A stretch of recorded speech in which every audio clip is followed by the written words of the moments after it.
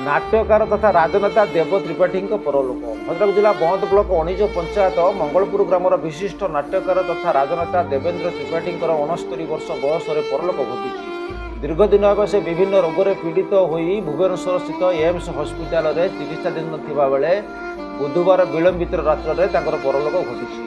गुरुवार सकाले खबर पाई बहु संख्यार समर्थक और शुभेच्छु माने मंगलपुर स्थित बासभवन में रुंडीभूत होते।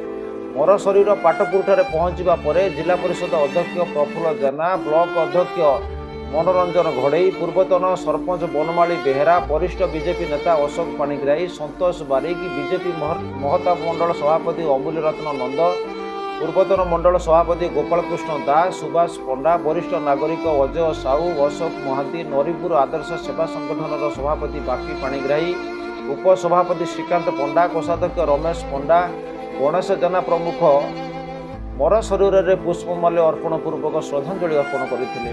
मंगलपुर स्थित बासभवन में पूर्वतन मंत्री तथा बीजेडी राज्य उपसभापति प्रफुल्ल सामल, बीजेडी पूर्वतन राज्य संपादक विकास श्रेष्ठा, वरिष्ठ सांबादिक हेमंत सिंह, पूर्वतन सरपंच सत्यसाधन बेज, जगबंधु बेहेरा, बड़ महिषीकोट सरपंच प्रतिनिधि दीपक महांती, अणिज सरपंच प्रतिनिधि शिपुर पृष्टि, चारिगाँ समिति सभ्य धरणीधर कर, मानस पट्टनायक, संतोष बारिक, प्रहलाद राउत, कांग्रेस नेता दिलीप कोहाण, अक्षय राउत, चारिगाँ पंचायत बीजेपी सभापति मदन पटुआल, जयकृष्ण साहू, गोलक कृष्टि प्रमुख उपस्थित रही परिवार वर्ग को समवेदना जणाइथिले।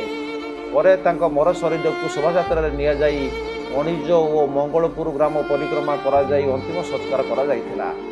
एकमात्र पुत्र ओमकार त्रिपाठी मुखाग्नि देइथिले।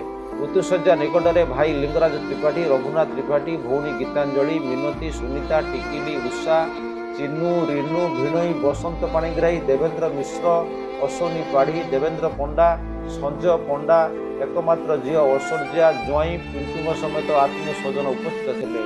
स्वर्गत त्रिपाठी दीर्घ वर्ष धरी पूर्वतन केन्द्रमंत्री स्वर्गत अर्जुन चरण सेठी, पूर्वतन मंत्री प्रफुल्ल सामल, बीजेपी राज्य सभापति मनमोहन सामल, वर्तमानर भद्रक सांसद अभिमन्यु सेठी तत्वावधान में जनता दल, विजु जनता दल और बीजेपी दलर नेतृत्व नहीं आसुवा बेले 2002 मसीह जिला परिषद सभ्य भाव निर्वाचित होते।